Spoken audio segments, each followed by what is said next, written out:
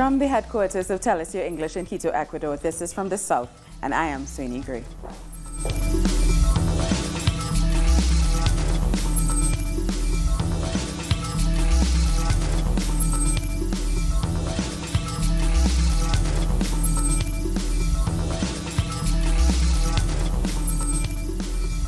We begin in Venezuela, where over 300 participants from 95 countries are participating in a day of solidarity with the Bolivarian Revolution. The event, under the title We Are All Venezuela, is also paying homage to Hugo Chavez 5 years after his passing. Venezuela's Foreign Minister Jorge Arias explained how Chavez has always been an inspiration to him. He gave much more than the world and people can see. This kind of leader at this moment in history. He gave so much more than the imperialist tendencies can say. And he did this while alive. But Chavez was always something intangible. And after his speech in February 4th, 1992, maybe 1 minute, no more than that. We had what media called the myth of Hugo Chavez. Our correspondent Freddie Gillingham has been at the opening session in Caracas, and he now joins us live. Hi, Freddie. What can you tell us about today's events?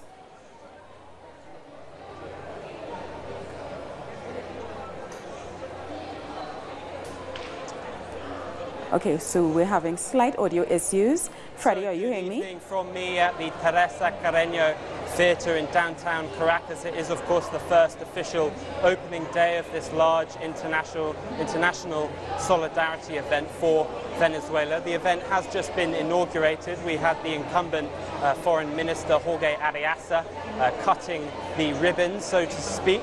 That's just ended. Guests are now mingling just in this area here behind me. It is, of course, a very special event. It falls just off the back of a very special day yesterday, the 5th year anniversary of the passing of the late leader, Hugo Chavez. We've been speaking to various international guests throughout the day. We've been joined by one now, of quite a familiar name actually, Gamal Abdel Nasser. Very nice to have you here talking on Telesur English. That's a very famous name. You're not related to the former president of Egypt? No, I am related. I'm the grandson. He's the grandson. All right, okay, very good. What brings you here today? Why did you feel that you wanted to come to this event? I think it's very important to stand with Venezuela. Venezuela is going through a time that I believe in Egypt we've been through during the trilateral aggression in 1956. And I've seen many Arab states that have been through similar situations. We have been through also a similar situation in terms of the magnitude of the economic crisis in the most recent revolution, the 25 January in 2011. And but more importantly, I am here because I represent ideas of sovereignty, of national autonomy, and the right to choose, and the rejection of intervention from imperialist powers. And this is why the main reason I am here supporting Venezuela. Sure. Some of the international media that's been portraying Venezuela in slightly ambiguous ways. How do you feel that it's been received in Egypt? No, in Egypt, it's very clear to us. We know what Venezuela is going through because like I told you, we've been through a very similar situation where we had almost the entire world fighting us through the media and through propaganda. And but in Egypt now, the people know. The people know what's happening. So very good. Thank you very much. Thank you for coming on the show. So that was Gamal Abdel Nasser, the grandson of the late leader of Egypt. That's it from me. We'll be bringing you more updates throughout the week. This is scheduled to be ending towards the end of this week. We'll be here tomorrow to bring you more updates. Thanks for watching. Thank you so much for that report. That is our report from Freddie Gillingham, our correspondent in Caracas, and he's reporting from the We Are All Venezuela Solidarity event. Now, workers, students, intellectuals, grassroots movement activists, and other friends of Venezuela are attending the Todos Somos Venezuela solidarity event in Caracas. So let's just hear a few of their voices right now. Hi, my name is Laura Stevens Dublin, and I'm representing St. Vincent and the Grenadines. We make up the Caribbean delegation, and we're here to celebrate with the people and to commemorate the death of the anniversary, 5th anniversary of Hugo Chavez. And we stand in solidarity with the revolution. Different countries, a lot of people with different mindsets, a lot of different programs. So we could see how we can try to help out Venezuela and give support to them. You said you were studying in Venezuela before? What were you doing here? Well, I studied health and physical activities in the Cojedes state. And you've taken your skills back to your home country, I presume? Yes, I've taken it back, and I give thanks to Venezuela. I give thanks to the Venezuelan Prime Minister or Venezuelan President for his support towards the Caribbean countries and also to Dominica. Well, for me personally, I came because, I live in a country that right now is pretty well leading the charge against Venezuela. Canada's one of the a country that has imposed sanctions and is leading the Lima group and is completely misleading Canadians on the real issues that are in Venezuela. And so I think it's important for me as a Canadian to be here to take the message back to other Canadians that a lot of the information we're reading in the press and seeing in the TV and released by the foreign minister is incorrect information in regards to Venezuela. And by standing up for a socialist future, Venezuela is empowering its women to get involved in politics, to protect mothers, to protect young women, older women, and these are huge gains that we want to see not only for women in Venezuela, but for poor and working women all over the world. Well, I'm from St. Lucia. My name is Rodney Theodore. I'm a member of the Ethiopia Africa Black International Congress, True Church of Salvation. And I'm here today to show solidarity with Venezuela because I believe that every country has a right to govern in its own capacity without the outside interference of other countries, because we see that in the past that the intervention of other countries, especially the bigger nations, with brute force and fascism has caused world wars. And on Monday, the countries of the Bolivarian Alliance for the Peoples of Our Americas, also known as ALBA, also paid homage to Hugo Chavez as they met in Caracas for their 15th summit. The meeting expressed support for Venezuela against foreign interference and pledged to work for a new world order.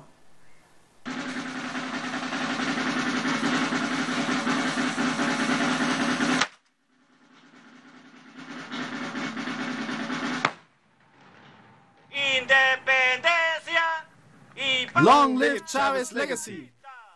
Long live homeland independence and Bolivarian socialism! With this firm message, the 15th ALBA TCP summit began in the Venezuelan capital, Caracas, on Monday. The meeting coincided with the 5th anniversary of the death of the father of the Bolivarian Revolution, Hugo Chavez. It was Chavez's visionary idea to start ALBA in 2004. One by one, leaders of Latin American and Caribbean states arrived at the beautifully decorated Miraflores Presidential Palace in the heart of the city. Venezuelan President Nicolas Maduro warmly welcomed the leaders and thanked them for their support. Amongst the most prominent attendees were Cuba's President Raul Castro, Bolivian President Evo Morales, Nicaraguan President Daniel Ortega, Dominica's Prime Minister Roosevelt Skerrit, and Puerto Rico's independence leader Oscar Lopez Rivera. Launching the summit, Maduro asked the member nations to make stronger efforts towards their goal of regional alliance. ALBA is in a place to move forward through working mechanisms that are more fixed. We should draw out of this summit the need to meet regularly, to work through our agenda and make our decisions so we can progress on a vital economic, social, cultural, diplomatic and geopolitical action of Latin America and the Caribbean and the rest of the world. President of Nicaragua, Daniel Ortega, also supported Maduro's pledge in his current fight for peace and for the welfare of the Latin American people. We are totally sure, convinced, that the seed that Fidel and Chavez planted, that seed has sprouted fruit already and continues to multiply, sprouting more fruit. And today, this practice of gathering to establish the norms of exchange with real justice is what our America, our Latin America and Caribbean demands. in order to eradicate poverty and to be truly free and independent. The Prime Minister of Dominica, Roosevelt Skerrit, said Alba had given a better sense of identity in the region of the Caribbean and Latin America. All of our countries todos nuestros países, miembros de Petrocaribe, han podido ver los beneficios tangibles que estos programas han llevado a nuestros pueblos. En gran medida, Petrocaribe ha ayudado a reducir la pobreza en nuestra región. Ha creado acceso a la salud para todos los ciudadanos y también ha permitido acceso a la educación. By the end of the summit, all the delegates agreed to promote the development of a new world order that is fair, multi-centered and pluricultural, as opposed to the hegemonic alternative with its unilateral tendencies. They also unanimously rejected foreign interference in Venezuela, and they pledged to carry on the legacy of their great leader, Hugo Chavez. We'll take a short break now, but join us again after this look at what our multimedia colleagues are reporting.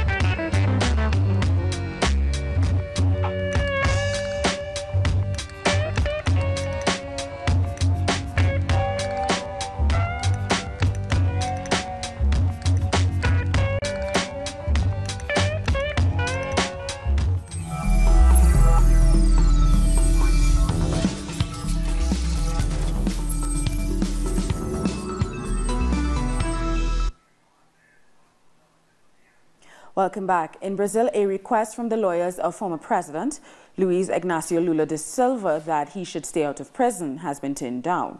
Earlier this year, the 4th Regional Federal Court confirmed Lula's conviction and increased his sentence to 12 years. The state prosecutor is now requesting that Lula start serving his sentence for corruption immediately. Earlier, our correspondent in Brasilia sent this report. At the Superior Justice Tribunal here in Brasilia, the trial of ex-president Luiz Inácio Lula da Silva has been taking place. Lula had requested a habeas corpus to avoid prison until every legal resource in every instance can be processed. While this happens inside the court, a group of citizens here in the capital have come out to show their support for Luiz Inácio Lula da Silva. Actually, one of the most used hashtags on social media is Lula Libre. That is the feeling of the Brazilian people. It is known that Lula still has the largest amount of supporters. This is Brazil's feeling, and this is how they express it to the Superior Justice Tribunal. And still in Brazil, members of trade unions demonstrated outside the U.S. consulate in Sao Paulo. They are protesting against U.S. President Donald Trump's import surcharge on Brazilian steel, and they're trying to defend their jobs. Since last week's announcement of a plan to impose a 25% tariff on steel imports and 10% on aluminium, Trump has been criticized by many nations, including China, Canada, Brazil, and Mexico, among others. And Brazil's Supreme Court has lifted the ban on access to President Michel Temer's bank records. The ruling granted by Judge Luiz Roberto Barroso gives investigators permission to use the records to build a case against the head of state. Federal police will now have access to financial transactions made between January 2013 to June 2017.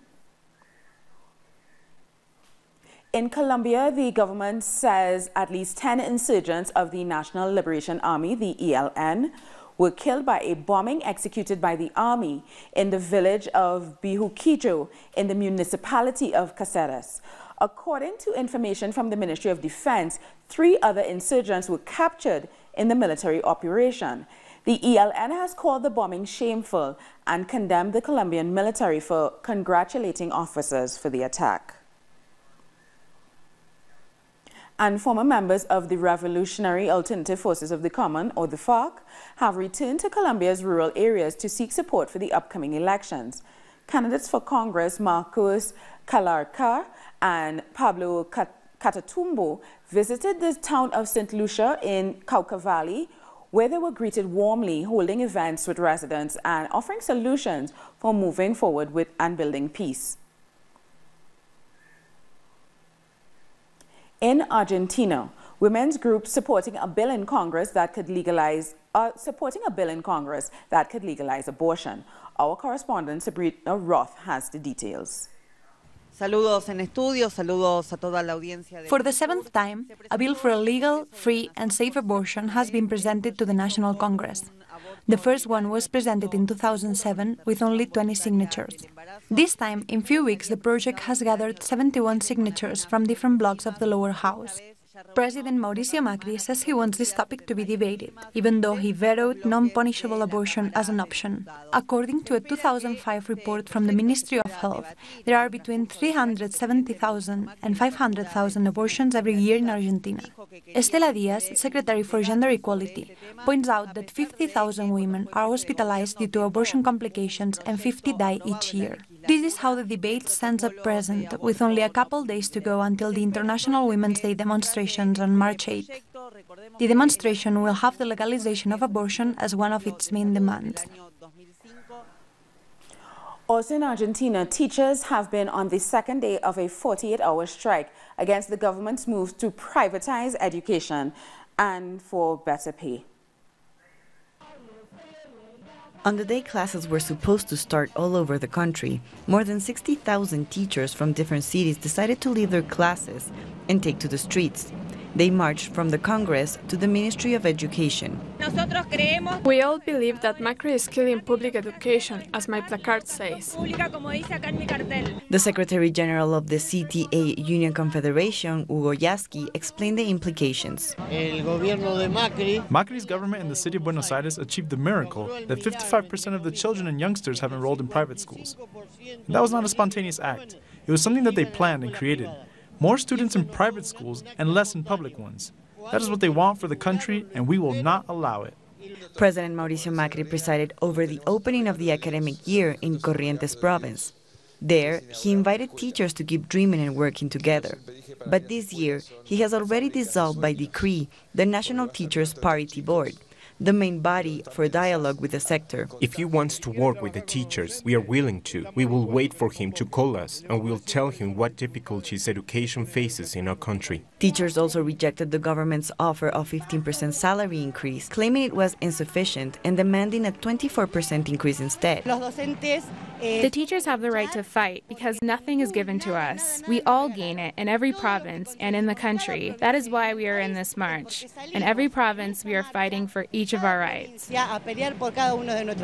In spite of the government's threat to deduct the dates of strike for the teachers, they have still taken to the streets and assured they are not willing to lose their rights.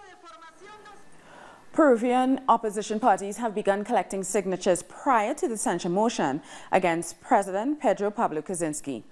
Nuevo Peru, Peru's leading opposition party, launched the initiative together with other political forces. The opposition are attempting to oust Kuczynski over his alleged ties to a corruption scandal involving the Brazilian conglomerate Odebrecht. This is the second impeachment attempt brought against the embattled president in less than 3 months. In Antigua and Barbuda, a record number of candidates have thrown their names in the ring for the March 21st elections. 53 candidates in total have been nominated. The Antigua and Barbuda Labour Party has put forward 17 candidates. The United Progressive Party is putting forward 16, with a coalition member, the Barbuda People's Movement, putting forward 1 candidate to make their total 17. The newly formed political party, the Democratic National Alliance, has nominated 13 candidates, and this is the first election the DNA is contesting, which explains the record number of candidates.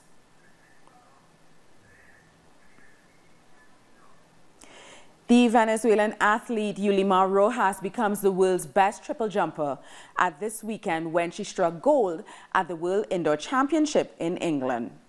She held her title after jumping 14.63 meters, the furthest distance recorded by any female jumper in the world so far. In an exclusive interview with Telesur, Rojas spoke about this new triumph and about how the late President Hugo Chavez helped to develop sports in Venezuela. To be honest, I'm very happy, very proud to get this achievement for my country, for my people.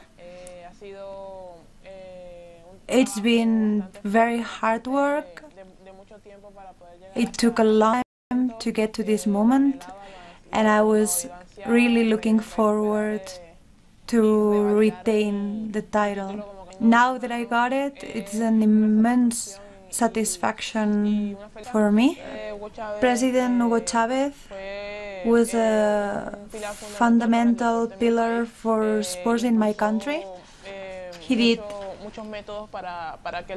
many programs to get sports to engage with people of all social classes and to get children to understand that sports are very important for health, for human values.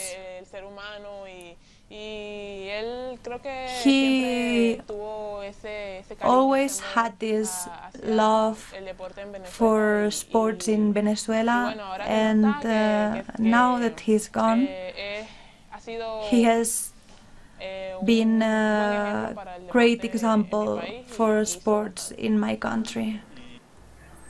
We take a short break now, but join us again after this look at what our multimedia colleagues are reporting.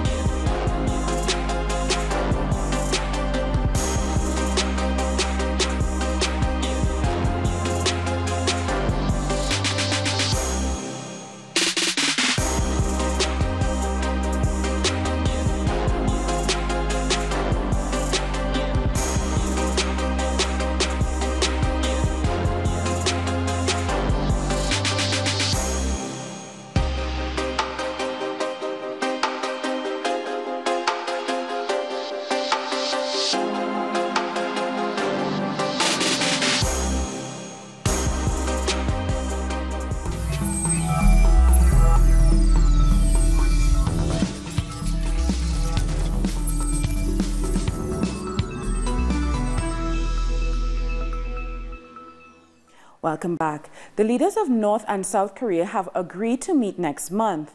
The announcement comes after a high-level delegation met North Korean leader Kim Jong-un in Pyongyang. It is believed that Kim has also agreed to talk to the United States and freeze its nuclear program.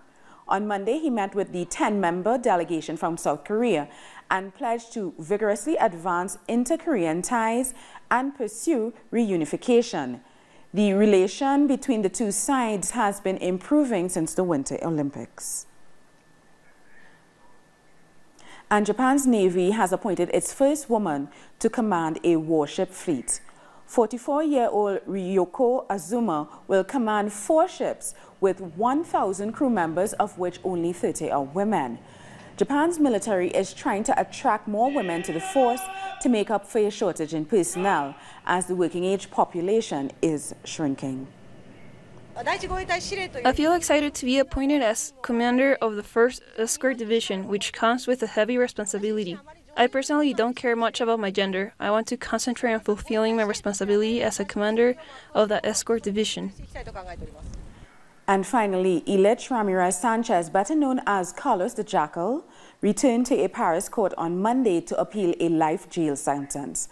Carlos raised his right fist in a revolutionary salute, blew a kiss towards journalists on the press bench, and said that revolution is my job.